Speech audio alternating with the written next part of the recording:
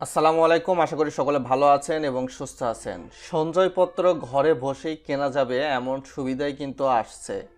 অনেকেই কিন্তু সঞ্চয়পত্র ক্রয়ের জন্য ব্যাংকে যেতে চায় না, ঝুট ঝামেলা উপেক্ষা করতে চান।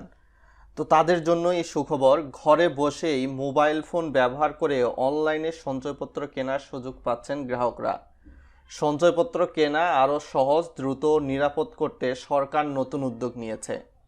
ব্যাংকিং রিলেটেড ভিডিও দেখার আমন্ত্রণ জানিয়ে শুরু করছি। অবশ্যই ভিডিওটা লাইক করে চ্যানেল নতুন দর্শক হয়ে থাকলে সাবস্ক্রাইব করে দিবেন, যাতে পরবর্তীতে ব্যাংকিং রিলেটেড ভিডিওর আপডেট পৌঁছে যায় আপনার কাছে।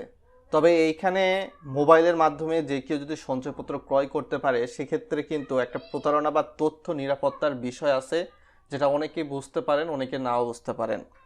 তো বর্তমান সময়ে যে রিপোর্ট বা নিউজটা এসেছে, এ ব্যবস্থায় ব্যাংক হিসাবের জন্য বাংলাদেশ ব্যাংকের অ্যাকাউন্ট ভেরিফিকেশন এভিএস জাতীয় অনলাইন ম্যানেজমেন্ট সিস্টেমের সঙ্গে পাশাপাশি অর্থ পরিশোধ করা যাবে পেমেন্ট গেটওয়ের মাধ্যমে। তো এ পদ্ধতি কার্যকর হলে অন্যের অ্যাকাউন্ট ব্যবহার করে সঞ্চয়পত্র কেনা বন্ধ হবে এবং প্রতারণার ঝুঁকি কমবে এবং গ্রাহকের তথ্য নিরাপত্তা নিশ্চিত হবে বলে আশা করা যাচ্ছে। শুধু তাই নয়, সাধারণ মানুষকে সঞ্চয়ে উৎসাহিতকরণ ও আস্থায় নিয়ে আসতে এই স্কিমটি দ্রুত অটোমেশন আওতায় নির্দেশ দেওয়া হয়েছে ইতিমধ্যে অর্থ বিভাগকে। অর্থ বিভাগের সরকারি ঋণ আইন ও আর্থিক সম্পদ ব্যবস্থাপনা অনুবিভাগের অভ্যন্তরীণ ঋণ ব্যবস্থাপনা শাখার কার্যবিবরণীতে এই তথ্য বলা হয়েছে। তো কবে থেকে এই সুযোগটা পাচ্ছি আপনি, আমি, সাধারণ বাংলাদেশি নাগরিকরা? চলুন, এখানে বেশ কিছু বিষয় জানার আছে। এতে বলা হয়েছে, জাতীয় সঞ্চয় স্কিম অনলাইন ম্যানেজমেন্ট সিস্টেমে সম্পূর্ণরূপে অটোমেশন করার উদ্দেশ্য। শুধু তাই নয়, সেলফ সার্ভিস মডিউলের মাধ্যমে ঘরে বসে একজন তার সঞ্চয়পত্র নিজেই ক্রয় করতে পারবেন, সে লক্ষ্যে সরকার কাজ করে যাচ্ছে। এতে গ্রাহক সেবা সহজ হওয়ার পাশাপাশি অ্যাকাউন্টের নিরাপত্তাও নিশ্চিত হবে। তো অনলাইনে যদি মোবাইলের মাধ্যমে বা কম্পিউটার দিয়ে সঞ্চয়পত্র ক্রয় করতে পারেন, এটা কিন্তু খারাপ হবে না। তবে এইটার অবশ্য অনেকেই ফয়দা লুটতে পারেন, যারা খারাপ মানুষ রয়েছে। এদিকে গ্রাহকের হিসাব থেকে অর্থ জালিয়াতির ঘটনায় এই প্রেক্ষাপটে উদ্যোগ নিতে দেখা যাচ্ছে এবং জোরদারে গুরুত্বপূর্ণ পদক্ষেপ নিচ্ছে। একই সঙ্গে বাজেট ঘাটতি পূরণে সরকারের নির্ভরযোগ্য উৎস হিসাবে সঞ্চয়পত্র বিক্রি আরও কার্যকর করার উদ্যোগ নেওয়া হয়েছে।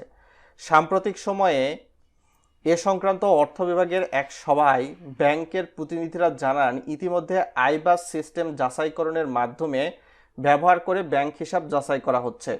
তাদের মতে এ পদ্ধতিতে গ্রাহকের ব্যাংক অ্যাকাউন্ট নাম্বার নিশ্চিত করা হবে এবং অ্যাকাউন্টের মালিকানা নিশ্চিত করা যাবে। ভুল বা ভুয়া তথ্য দিয়ে সঞ্চয়পত্র কেনা বন্ধ হবে, সেটা অবশ্যই ভালো। বর্তমানে এ প্রক্রিয়া যাচাই করতে 10 মিনিট সময় লাগে ব্যাংকিং সিস্টেমে। ভবিষ্যতে এটি রিয়েল টাইম করার বিষয়ে আলোচনা করা হচ্ছে, অর্থাৎ বর্তমানে এনপিএসবি, যেটা রিয়েল টাইম ফান্ড ট্রান্সফার, এইটার মতো করা যায় কিনা, ইনস্ট্যান্ট সঞ্চয় অধিদপ্তরের কাছে টাকা চলে যাবে, সেই বিষয়ে বলা হচ্ছে। বিশেষজ্ঞদের মতে ডিজিটাল আর্থিক ফিরিয়ে আনতে এ ধরনের যাচাই ব্যবস্থা অত্যন্ত গুরুত্বপূর্ণ। এ প্রসঙ্গে সাবেক অর্থ সচিব মাহবুব আহমেদ বলেন, ডিজিটাল যাচাইকরণ ছাড়া অনলাইন সার্ভিস সেবা নিরাপদ করা সম্ভব নয়। এভিএস চালু হলে প্রতারণা অনেকটাই কমে আসবে এবং গ্রাহকের আস্থা বাড়বে। তিনি বলেন, সরকার একদিকে বাজেট ঘাটতি মেটাতে সঞ্চয়পত্রের উপর নির্ভর করছে, অন্যদিকে সুদের চাপ কমাতে বিক্রি নিয়ন্ত্রণ করছে। শুধু তাই নয়, প্রযুক্তি নির্ভরতা স্বচ্ছতা বাড়ানোরও চেষ্টা করছে সরকার। চেকের মাধ্যমে বর্তমানে সঞ্চয়পত্রে কেনায় অনিয়মের সুযোগ রয়েছে, যেটা কমবে। বর্তমানে চেকের মাধ্যমে সঞ্চয়পত্র কেনার ক্ষেত্রে একটি বড় ঝুঁকি রয়েছে। বিশেষ করে চেকটি অনার হওয়ার আগেই সঞ্চয়পত্র ইস্যু হয়ে যেতে পারে। এই সমস্যার সমাধানে বেশ কিছু উদ্যোগ নেওয়া হচ্ছে। এতে বাংলাদেশ ব্যাংকের নিকাশ ঘরের সঙ্গে সংযোগ স্থাপন এবং চেক ক্লিয়ার না হওয়া পর্যন্ত সঞ্চয়পত্র ইস্যু বন্ধ রাখা হবে। এতে আর্থিক অনিয়মের সুযোগটা কিছুটা কমবে। এ প্রসঙ্গে জাতীয় সঞ্চয় অধিদপ্তরের এক ঊর্ধ্বতন কর্মকর্তা বলেন, চলতি বছরের মধ্যে, অর্থাৎ 2026-এর মধ্যে হয়তোবা সঞ্চয় স্কিম অনলাইন ম্যানেজমেন্ট সিস্টেমটি অটোমেশন করার নির্দেশনা রয়েছে। এটি পুরোপুরি কার্যকর হলে ঘরে বসে সঞ্চয়পত্র কেনা এবং মুনাফা পাওয়া যাবে। অর্থাৎ এই বছরের মধ্যে আমরা হয়তোবা সুফলটা পেতে যাচ্ছি। কাউকে আর ব্যাংকে এসে লাইনে দাঁড়াতে হবে না, এটা অনেক মানুষই চায়। এছাড়া কারো ব্যাংক অ্যাকাউন্ট হ্যাক করে কিংবা প্রতারণার আশ্রয় নিয়ে অর্থ চুরির সুযোগটাও বন্ধ হবে।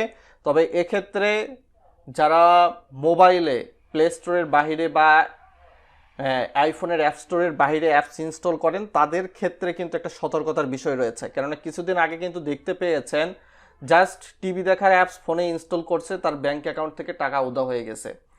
তো ঘরে বসে আপনি যদি সঞ্চয়পত্র ক্রয় করতে চান অনলাইন এই সিস্টেমের মাধ্যমে ব্যাংকের শরণাপন্ন না হয়ে, তো সেই সকল ক্ষেত্রে কিন্তু একটা সচেতনতার বিষয় রয়েছে, যা সকলকেই মানতে হবে। অনেক মানুষই সাইবার সিকিউরিটি নিয়ে কিন্তু তেমন চিন্তিত নয়, কিন্তু এটা যদি চালু হয় অবশ্যই সাইবার সিকিউরিটি বিষয়েও আপনাকে যথেষ্ট জানতে হবে। মিনিমাম ন্যূনতম জ্ঞান রাখতে হবে, যাতে আপনার টাকা উধাও না হয়, কেউ নিয়ে যেতে না পারে। তো এসব চ্যালেঞ্জের মধ্যে বিভিন্ন সংস্থার সমন্বয়, প্রযুক্তিগত জটিলতা, রিয়েল টাইম ভেরিফিকেশন বাস্তবায়ন, গ্রাহকের ডিজিটাল দক্ষতা, বিশেষ করে গ্রামীণ এলাকায়। তো ইতিমধ্যে দেখতে পাচ্ছেন News24 বাংলাদেশের একটা সুনামধন্য নিউজ পেপার এই বিষয়টা কিন্তু প্রকাশ করে, কিছু নিউজ পেপার কিন্তু এই বিষয়টা কভার করেছে। তো এটা যদি পাস হয় তাহলে সকলের জন্য এটা একটা ভালো সুসংবাদ বয়ে নিয়ে আসবে। অনলাইনে নিজের সঞ্চয়পত্র নিজে ঘরে বসে ক্রয় করতে পারবেন।